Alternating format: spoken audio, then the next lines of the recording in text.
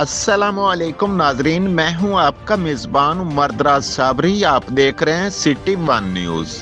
District bureau chief Sikandar Mughairi की रिपोर्ट के मुताबिक लाड़काना के शहर बांड में तालका मूवमेंट की जानिब से हर एतवार की तरह इस एतवार को भी शहरी हकूक के हासिलात और बांड शहर को तहसील का दर्जा देने के लिए रैली निकालकर मुजाहरा किया गया।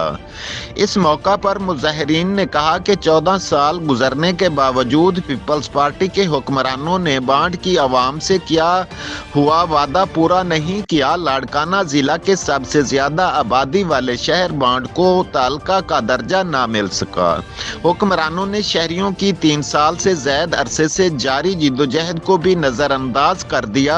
बांड तालका मूवमेंट के प्लेटफार्म से जारी जिद्दोजहद के सिलसिले में आज एतवार को तहरीक के डिप्टी कन्वेयर जेब अली सारियो और कामरेड कादिर परोही की क़यादत में बांड प्रेस क्लब से टाउन हॉल तक एहतजाजी मुजाहरा किया गया, जिसमें मुख्तलिफ सियासी समाजी तंजीमों के रहनुमाओं अली अनवर अस्करी, असगर नूनारी साहब, खान सुमरो, सराई बुसोडो,